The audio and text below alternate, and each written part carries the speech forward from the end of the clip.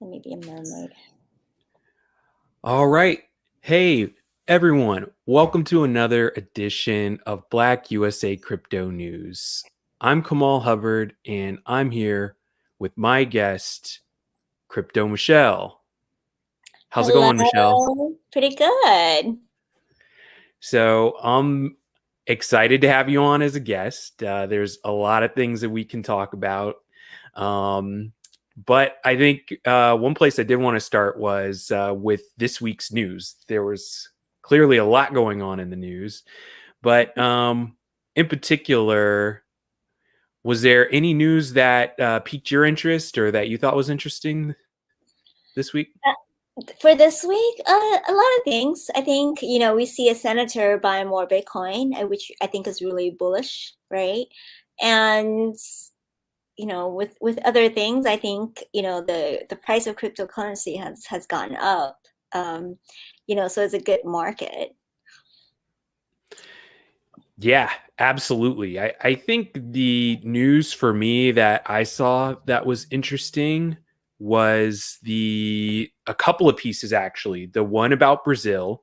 So Hmm. now Brazil is contemplating making Bitcoin into a legal tender, or at least someone, I guess, within their Congress is thinking about that. And Colombia's uh, interested in mining Bitcoin and possibly using it as legal tender as well. So those are all really interesting things. So Yeah, it's kind of exciting. I think the adoption of, crypto and blockchain has expanded tremendously, right? We also see cities issuing their own tokens, especially in the United States, like what Miami is doing, which is really good news because that means that, the states and the cities are, incorporating cryptocurrency. right, definitely. I mean, I guess there was another interesting story about the SEC, and they're not looking to ban cryptocurrencies exactly, but there is a possibility that Congress might, or at least the SEC chairman, Gary Gensler, he said that the SEC wouldn't ban crypto, but Congress could. Hmm. Um, so I don't know. But then you just said someone in Congress is buying more Bitcoin. So I don't know. It doesn't look like that's going to happen anytime soon. Yeah, well, I think it's really being familiar and understanding the industry. I don't think a lot of the lawmakers have. When we were advocating for blockchain in California, it was still the beginning of it, and people are still just learning about what cryptocurrency and blockchain is. So I think the people who are familiar with it are purchasing more because they believe in the ecosystem, and the people who have a fear about cryptocurrency that they're involved with AML or they're all criminals. They might not understand what the blockchain technology is, so they might want to ban crypto because of that. And there's also a two-track system, right? Because you see that people are issuing shares on the blockchain, and then you see the cities are adopting it, and you see that the state and central banks are issuing their own stable coin. So on that kind of level, we see a lot of use cases that are proposed, by entities and by the government. At the same time, there is a talk that they wanted to ban it. So, like how would that work? And has the SEC and other lawmakers or enforcement, agencies really think about, well, what is compliant and what is not? Exactly. That's the question, and it's a very difficult thing to do because I still feel like a lot of these lawmakers don't know how it works, but they do know that it's, or at least some of them know that it's making money and it's Mhm. making them money. So they're going after it, which is interesting. Um, You know what? Something that I should have did before we jumped in is allow you to introduce yourself. I mean, there's so much that I know and don't know about you. So, how about you kind of start from the beginning with a quick introduction and then go into how you got into crypto? Yeah, sure. So I think the history for me of knowing cryptocurrency and blockchain is, I was actually an attorney at PayPal for 6 years, so I breathe and sleep payments. I would negotiate with other lawyers, with other companies on digital wallet integration and really growing the large merchant services at PayPal so that it is on every website there is. And I worked with our business team on it and grew that. So today, if you go to different website, you can check out with PayPal, right? There's these express checkout buttons. Sometimes you don't even have to sign in. It's really convenient. So I did that and you really saw the digitalization of digital goods. That's what we call them. And in different ways, I must say.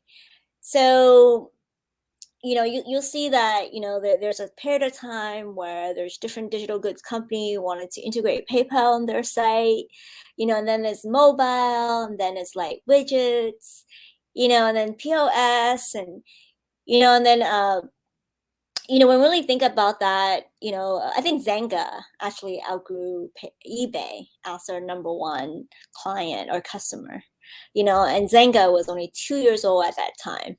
That was pretty impressive, right? Because people are buying JPEGs and farms and all that at that time.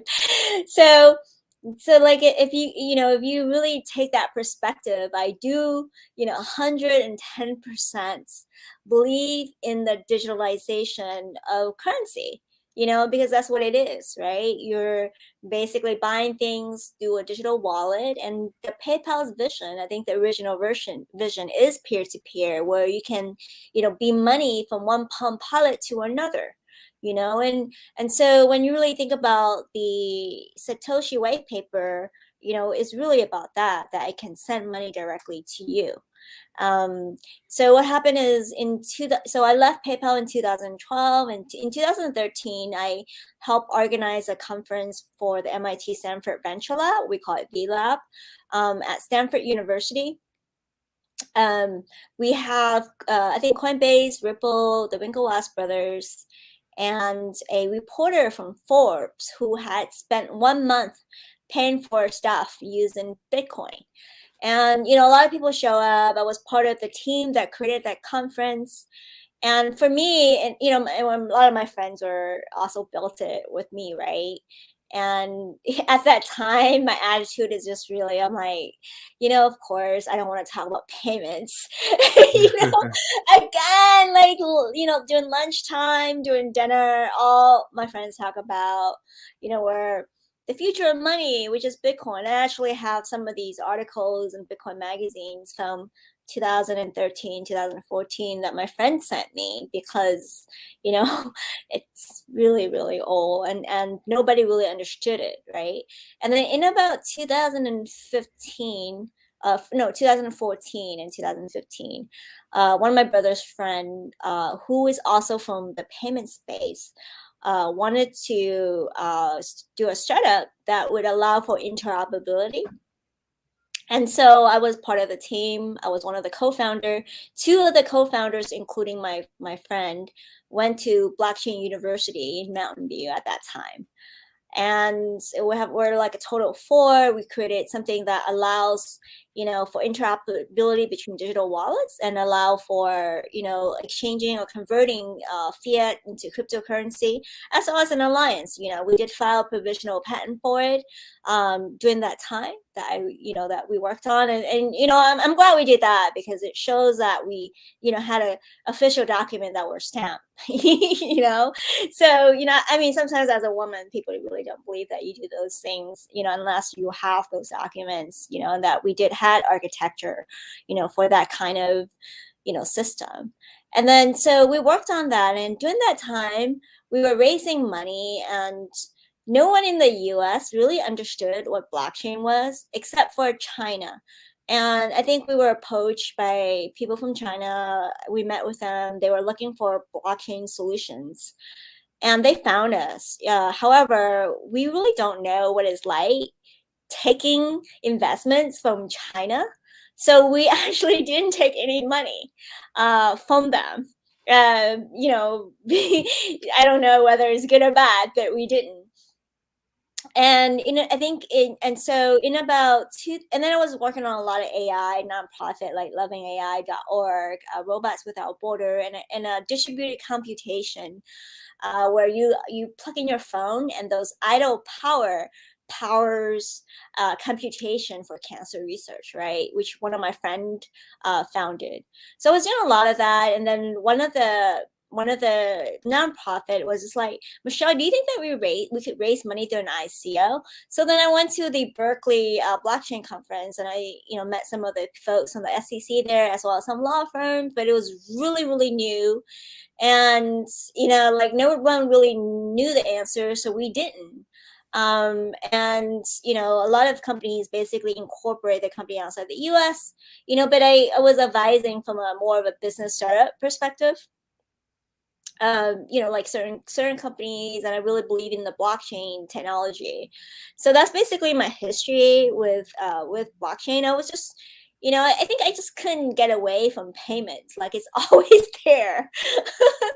So that's my story. And I've been speaking about blockchain on my radio show at Laptop Radio since 2017, more for the Stanford community, but I didn't start publishing those episodes onto a podcast until like a year or two ago, when I had more time. Yeah. And I've been a guest on Laptop Radio. I definitely think people should check it out. It's on iHeartRadio, Apple Podcasts, It's and what are everywhere. some of the other places where people can find Laptop Radio? Yeah, it's everywhere. It's on, Amazon. I got invited to Amazon, which I'm really excited about. And then it's on Spotify, it's on Apple, it's on Listen Notes. I think it's like one of the top 5% of the show, which I'm really excited about because I didn't even know that like until someone pointed it out.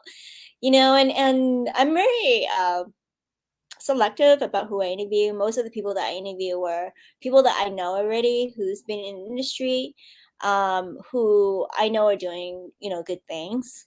And I try to focus on bleeding edge technology. So not just blockchain and crypto, but also AI fusion, gaming, and also things that help make and build a company and make it successful, right? So we talk about HR and talent acquisition, because I think when you're building a company, you know you become more grateful of HR because they filter so many people for you. Like when you're working at, like when I was working at PayPal, a lot of people are awesome because of that. Like you just, take it for granted.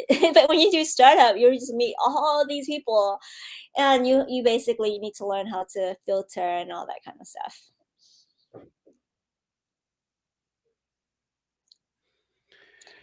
Yeah, that's.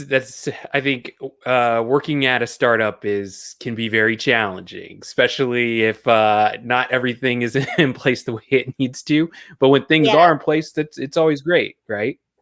yeah, I totally agree with you. And So I I wanted think to, something else. Oh, go ahead. go ahead. I just wanted to explain my little avatar. Okay, Yeah, please so do. yeah, I was telling Kamal earlier that I co-founded a nonprofit this year called the Dope Sea, and it has nothing to do with weed or cannabis. I actually don't use any of that. Um, what what is so cool is that we were like I attend on Clubhouse, one of my friend Chad XP's Clubhouse, where he sings. He does a lot of improvising singing for the community. And one day, one of my friend Brent was rapping about the dope sea, and then we were like, oh, it sounds so cool. Let's just use it, as the name for the nonprofit. Ah, So that's why the nonprofit is Adopsy, and we basically, draw NFTs, and we raise money that way. And I think 20% goes to uh, a ocean nonprofit. that's excellent. So, I thought it was a play on OpenSea, the NFT marketplace. So for the longest time, obviously, I was under a misconception in terms of what the Dope Sea was. So why don't you talk about NFTs and explain, maybe for listeners, I guess Kirsten is tuning in and she is here to learn, or she said she's here to learn. So can you explain how NFTs work for someone like her? Yeah, so NFT it stands for non-fungible token. It's just basically a token on the blockchain, and it is different from Bitcoin or Ethereum because it identifies to a unique trait, right? So it's basically a unique source identifier. It's linked to something unique like art. It could be real estate. It could be IP. And like you can be really creative with it. So in the art world, like, there's a different platforms that allows you to upload and mint your artwork so that you can sell them, right? So one of them is OpenSea. Like there's others like Known Origin, and Calumet, Hikanon, and there's for OpenSea they use Ethereum. You can also use Polygon, and for Tesos it's Calumet and Hikanon. And then there's also Near Protocol that has its own token. There's just so many platforms. But for the Dope Sea, for example, we're minting on OpenSea. Instead of 10,000, we're just minting 1,000. So these are just little mermaids or cyber mermaids that I've made. And the whole process of making these, like if you think it's really easy, it's not. I coded the generative art from that I made to actually put all the different pieces together to make different mermaids that you see. So the mermaid, now you see sunflowers background with blue here with blue flower, the tail and the top, right? So I make 210, like more than that, skin tones, just so that the mermaids could be global. I don't want, like just two different kinds of mermaids, and then make different, tails and different tops and different hair. So if you look at like, like very famous drops like Bored Ape, they're just different kinds of apes that you can purchase on OpenSea, and it's really community based. So the Dope Sea has a community of people who, has a relationship with the ocean. And they care about the ocean, so which is pretty awesome. And then you can also assign different ownership of IP. For example, for Bored Apes, if you buy it, you belong to the club, and you can make a derivative work from with the ape that you purchase. So that's kind of cool in that kind of way. Or you can just own your IP, or you can assign different traits with it. So there's a lot of flexibility. The thing with NFT is that, like, I think it also could be the way that you handle them could be a security light. If you have a bunch of people that pull money together to buy Bored Apes, and then we sell them, because you're profit sharing, right? So, and I'm not giving legal advice, I'm just saying that I've heard people who've done that, and you wanted to be careful as well, because that could be seen as like organizing a profit sharing. Right. I think that is going to get more popular, like fractionalized ownership of NFTs, as Hmm. NFTs get more popular and more expensive and a little bit more difficult to attain from a price point perspective. And like you said, people um, getting together and, buying more expensive ones, reselling them, and Yeah, making more. yeah. So, um, Well, but yeah, you have to be careful though, because I think like if you're doing that, you have to be compliant with law, and you have to be careful of one of the person in the group taking you're taking all the money because you're playing with one ledger. You have to be really careful. There's a lot of like bad actors, in the community. So and making sure that you talk to your lawyer and making sure that you're compliant. Absolutely, absolutely. And once again, as usual, this is just for informational purposes only. Not legal advice.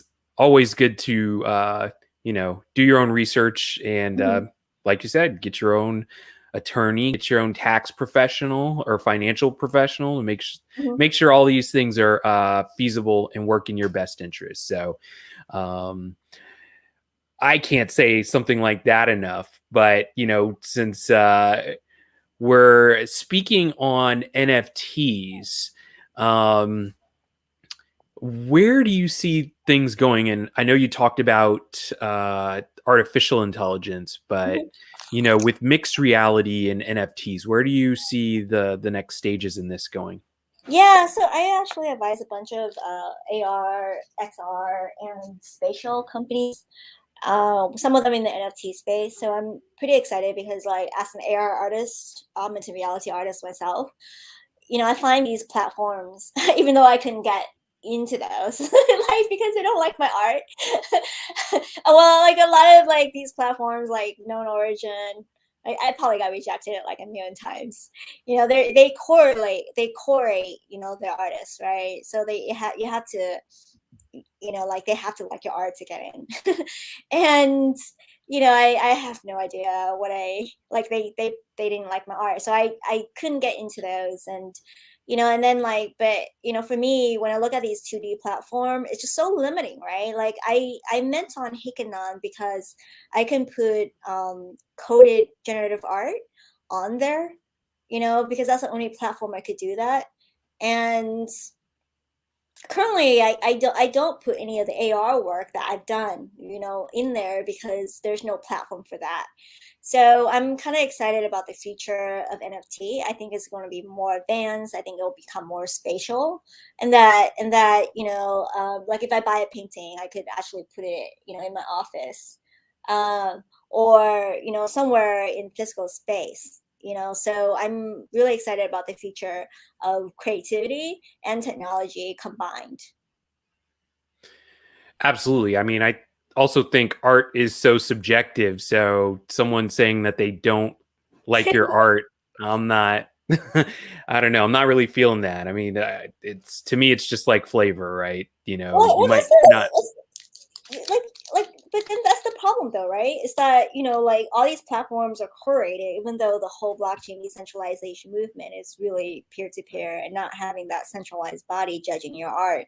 But like, if I love thank you, Kirsten. But like, come on, like if I love, like for example, if you meant your book, or your book cover, and if and that's one of the reasons I love OpenSea is that anybody could mint, right? Right. With a lot of these, other platform that were funded and more famous because they have a lot of money or people who are very billionaires behind them, they have staff, that basically curate the artists that could be on their platform. And sometimes, if they don't like it, you're barred from it, and so, like there's no like really, and they don't tell you why, right? So, like sometimes, when you're, people of color or woman, you don't get represented that much, and the likelihood of you being rejected is probably really high, even though you don't want to talk about identity, as one of the reason, right? So, I think there's some of that. And and I can't wait, for better platforms, to because the whole movement is to allow access, right? And and in a better way. So I think the future. Oh, yeah, if you go to the dopesea.com, you'll see these mermaids. They're dropping on Sunday, only 1,000 of them. I think just check it out. It's the dopesea.com. And if you go to Linktree / Adobe, you'll see all these mermaids. they're global. And I spent a lot of time making them because I was really into them. They're just different color and tops, and they're so pretty. I literally just don't want to sell them. I just want them all. Wait, uh, is it the Dope C or just Dope C? Dadossi with THE. I'll fix that. Yeah, thank you. Yeah, it's we were really excited. And oh, and the second collection we're beginning with the generative art that we made with 1000. The second collection is just mermaids that are created by the community. So we have a community of different artists, and we're collaborating with them to make mermaids, and and then we're gonna make a metaverse with different mermaid art. So I'm super excited. And I so what is how is it going with DeFi for the diaspora? It's going great. It's going great. I mean, I can't keep up with all of the feedback that is coming in, and it's coming in from, Europe and, Hmm. uh, you know, all parts of the United States as well. Hmm. I'm actually working on a mission to get the book in front of lawmakers, Oh, school awesome. officials, Uh-huh. and STEM focused nonprofits. Really, I'm focusing on the Western Hemisphere, kind of starting in North and Central America. So, once again, lawmakers who are that serve Black communities, Hmm. schools that have predominantly Black student base and student populations, and then once again, Black focused STEM nonprofits. So, Hmm. every 100 books that I sell, I'm trying to get 25 books into the hands of, a lawmaker or, someone who can, either create policy or send resources to schools. And then Hmm. once again, schools who would like to uh, incorporate any of these concepts into their curriculum. And, Hmm. I'm happy to assist that or with them on that. And actually, the first nonprofit to step up has been Urban Ed Academy in San Francisco. So, super happy to work with them. They've had the largest bulk book buy so far. And, I couldn't actually be happier that they were the first nonprofit that I actually work with. And they have a Saturday girls and boys school to help with middle school kids and just help them reinforce, what they learn in school and then give them life skills as well. That's awesome. I would love to interview you on Clubhouse on this. Sure, sure. On my DeFi weekly clubhouse, as well as the Dope C and my NFTs, because I think in the future DeFi and NFT could be combined. I think it has already, and just really giving access to people and teaching artists is just really the concepts of what decentralized finance is, so that people are more aware of that. I think that's really important.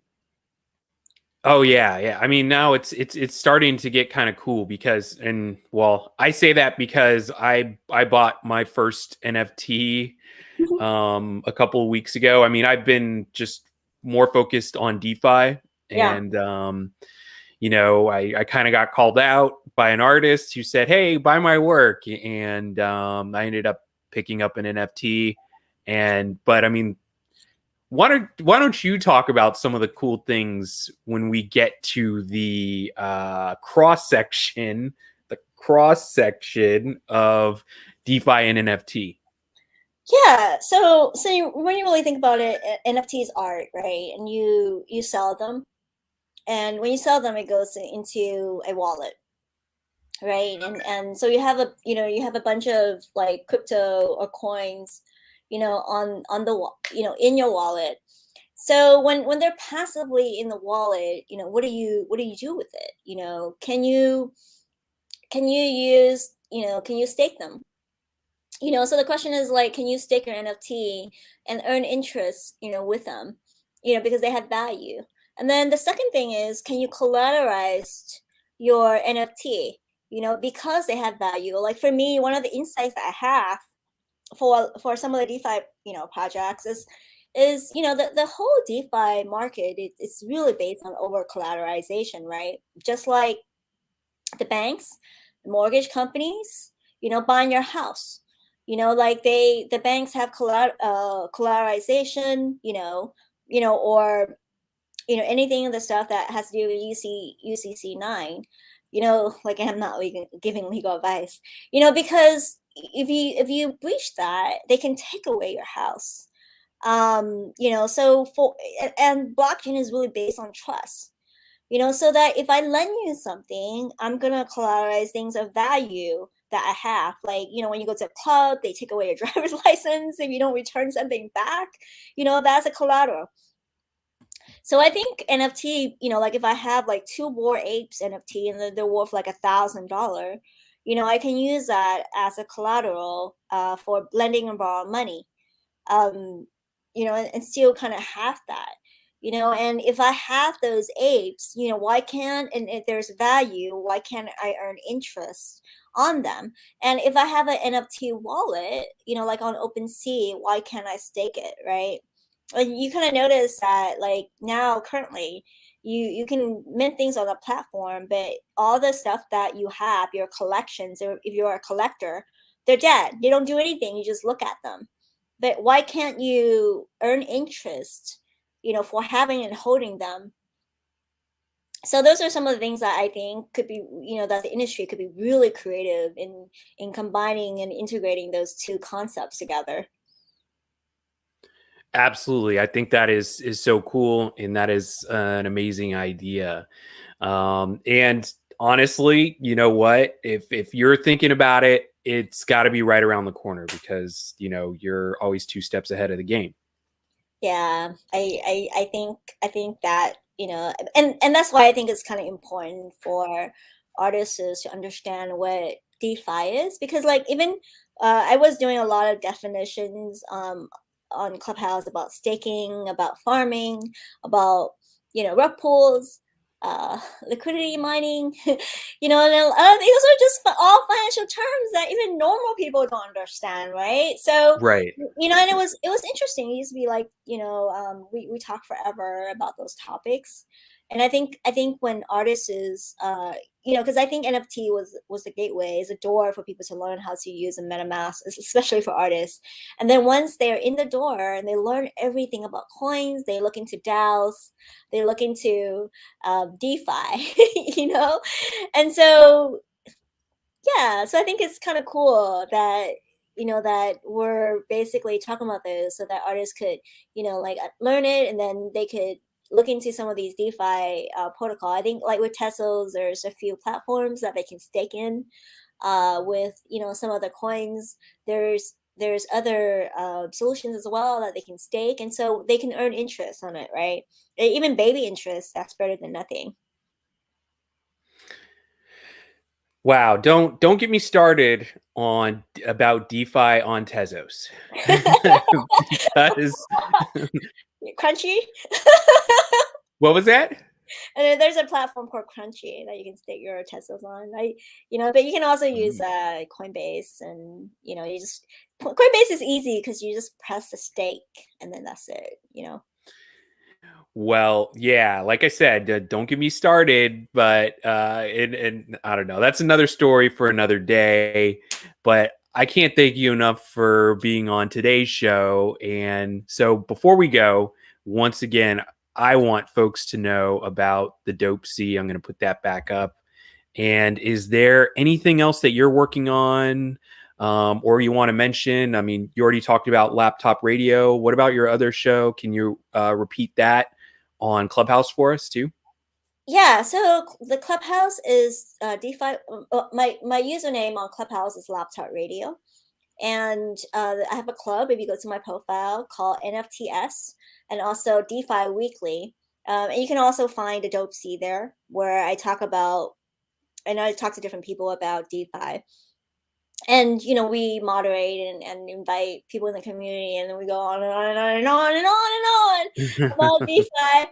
And then my radio show is Laptop Radio. It's just Linktree/Laptop Radio, and I talk a lot about crypto there as well. Actually, I recently interviewed the co-founder of Pixar, as well as a 250 billion fund that focuses on fintech. So those will be out really soon, after I process them.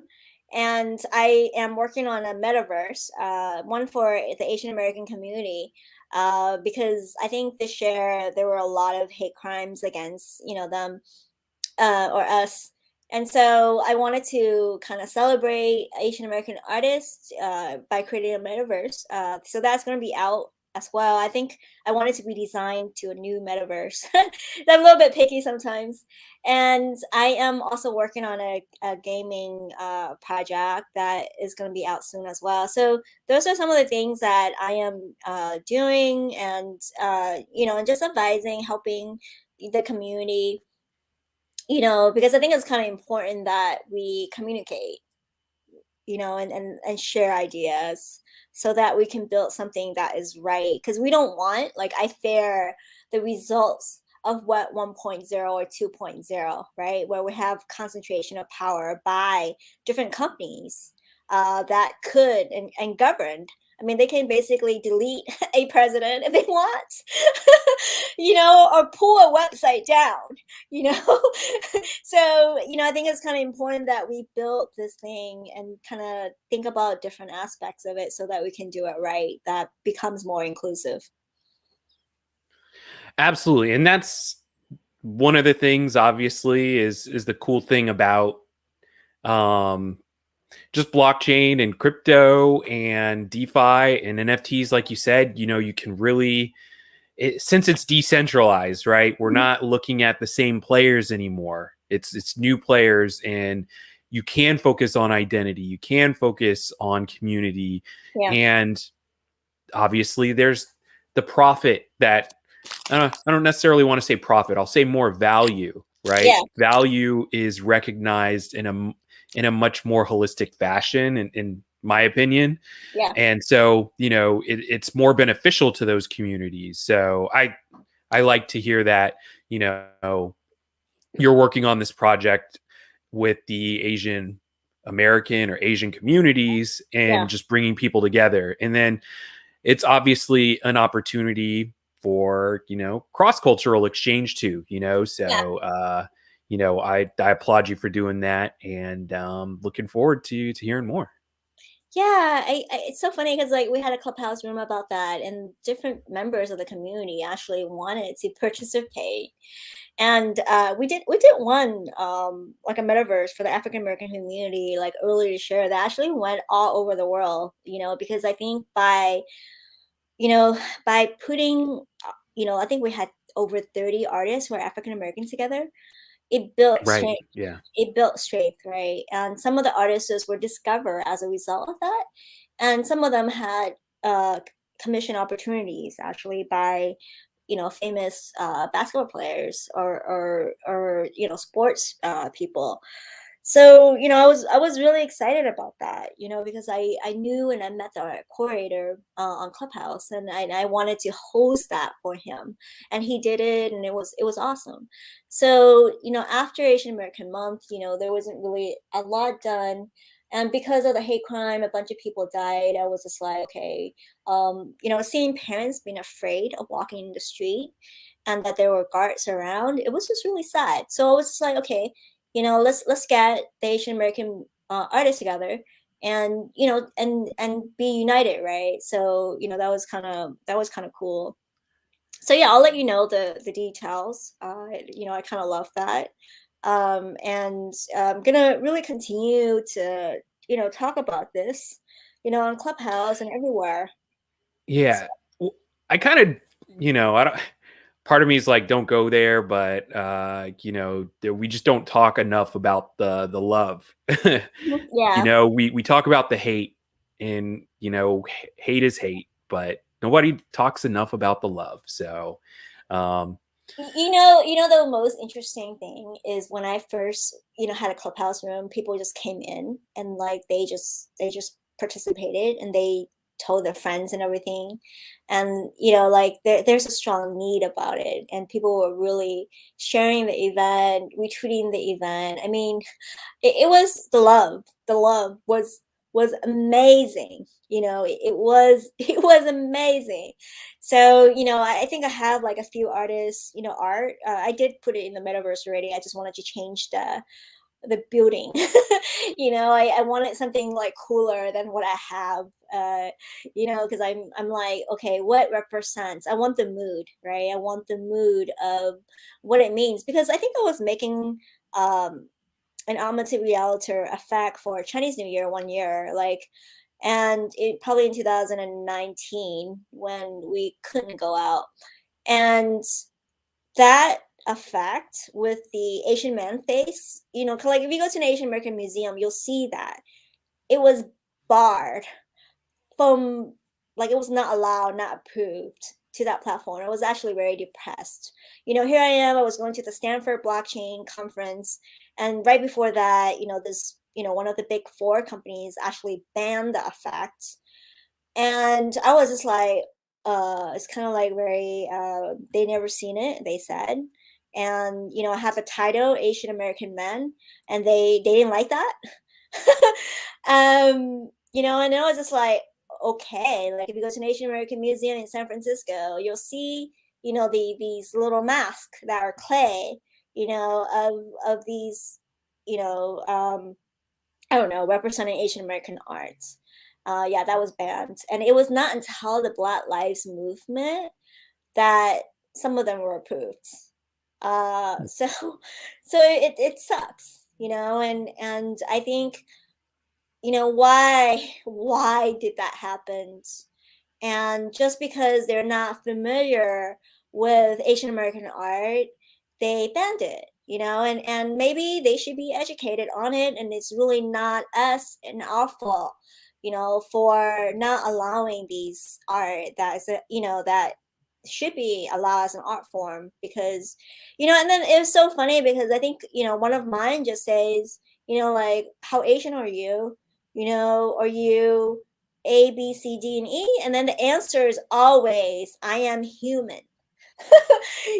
How, like, why couldn't we do that? So I don't know. I'm just pretty excited that it was finally approved because of all the things that happened in 2019.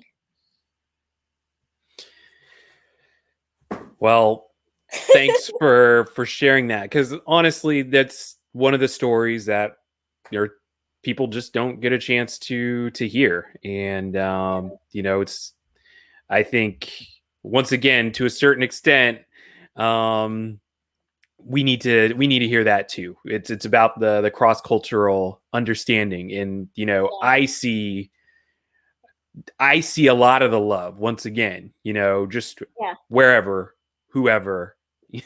But And we just don't blockchain, hear those stories. yeah, and blockchain is global. It is global. It's teams that are all over the world. And and that's why it's important to me when I was creating those mermaids that we have different skin tones. Skin tones from, like, I have over 210 that I made, and that was really important to me because, when we learn how to love and listen and respect each other as human, that's when things will truly change. Because then if we learn how to respect ourselves, we learn how to respect other culture. Then we learn how to treat other people and other entity well, and then we learn how to give access, truly ethos of what decentralization and blockchain means, and not exploiting that as a way to be greedy, right? So, and there's that love, that part of sharing, that I think that's like the most important. I agree. Well, thanks so much again, Michelle, for being on my show this evening. I'll give you a chance one more time if you want to give some shouts out or want to share something with the audience, but I don't want to hold you for too much longer either. Yeah, I just want to thank you for having me, and thank you for doing what you do, right? And thank you for all the work and effort that you really put in, into the community, and the book that took, forever to write. I think it's just so important. Yeah, I think you were among one of the few people very early on that I shared that with, and thanks for the encouragement. And Yeah. obviously, I consider you a role model in this industry. So, Oh, thank you. yet another reason why I wanted to have you on. So, I appreciate everything that you do. Thank you. Thank you. All right. Well, thank you again, Michelle, and everybody out there. Have a great rest of your day and stay safe.